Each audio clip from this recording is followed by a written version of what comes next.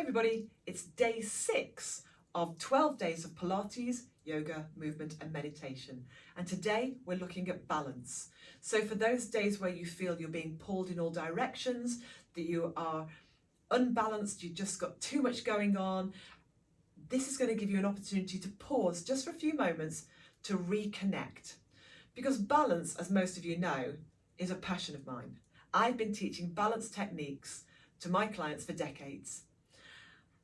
And it's not just about being able to stand on one leg. It's about being strong, stable, connected. It's about being able to stay upright when you feel that the world around you is unsettled. It's about being able to recover from your wobbles, physically and mentally. So this is what we're looking at today. You will need a squash ball. So grab yourself a squash ball. If you don't have a squash ball, you've got maybe one of the other myofascial balls, that's fine. Please don't use anything like a golf ball or a hard tennis ball or a tumble dryer ball. All of these things, don't use one of those. You need something that's got quite a lot of give in it, okay? And you'll need that in just a few moments. But initially, just bring yourself to standing. So feet about hip distance apart. Just find, as best you can, a sense of balance in the feet, where perhaps you're not resting too heavily forward nor too heavily back. There's a slight lift of pubic bone that elongates the spine, that engages those muscles. The shoulders are open, crown of the head is lifting, the chin is slightly retracted. And then once you've got that feeling of being upright and settled and stacked, allow the eyes to close. And just stay here for a moment and notice what happens when you close the eyes. Do you become aware of movement? Are you swaying forward and back, side to side? Do you feel that there's a little bit of movement when you think you're standing still? Take a few breaths and just become really aware of that. And be aware of how the body reacts to that. So what engages, what relaxes, what tenses, what releases. And then allow the eyes to open. Take your squash ball, drop it down on the floor, and put the ball underneath the ball of the big toe. So not the big toe itself, but underneath the knuckle of the big toe. Put a little bit of pressure down onto it and just swipe your foot from side to side. So we've just got a little bit of pressure, we're just moving it. So you're resting on the heel, but you're just swiping the foot from side to side, like a little windscreen wiper. And then take the ball underneath the center of your heel, press down a moment, and then again, swipe it side to side. So the front of the foot is down, and we're just, with a little bit of pressure, just taking that little swipe from side to side. And then take the ball and literally just scribble it all around the foot. So underneath all the toes, into the joints of the toes, underneath the ball of the toes, into the instep, the outstep, all the way down to the heel.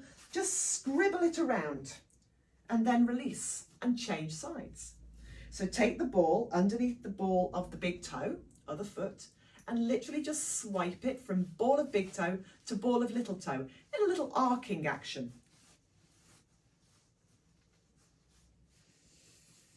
And then bring the ball to the heel, so right into the center of the heel, a little bit of pressure down, and again, just swipe the foot from side to side. So the ball of the foot is down, you're just moving across the ball of the big toe really to get that swiping. And then scribble the ball all the way around the foot. Random movements, instep, outstep, toes, certainly around the heels, just scribble it around and then bring it back to center. So pop that to one side, bring yourself back to your balanced position, and then from here, move the weight forward to the front of the foot, to the ball of the feet, and just lift those heels, squeezing into those calves and bring it back down again. So we want to keep this long line of the body that we had earlier. We just move forward, shift the weight to the front edge of the foot, let the arms float up, keep those ankles from splaying outwards, connect down through the ball of the big toe. Do that a couple more times.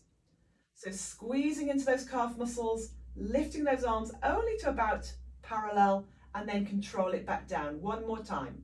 So move forward from the ankles, weight into the front of the foot, all of the toes connect, and then all the way back down. And as you come back down to center this time, stay there. Find again that sense of balance that you had at the very beginning. Lifting out through the crown of the head, and then close the eyes. And focus again on how it feels as you stand here. And notice whether there is less movement, less swaying. Do you feel that your feet are more heavily connected, more grounded to hold you steady and still? Perhaps you notice there's less obvious joints. Maybe you're not quite so aware of your ankles, of your knees. Maybe the legs just feel integrated. But just notice whether you feel more firmly grounded, standing more quietly, with more stability.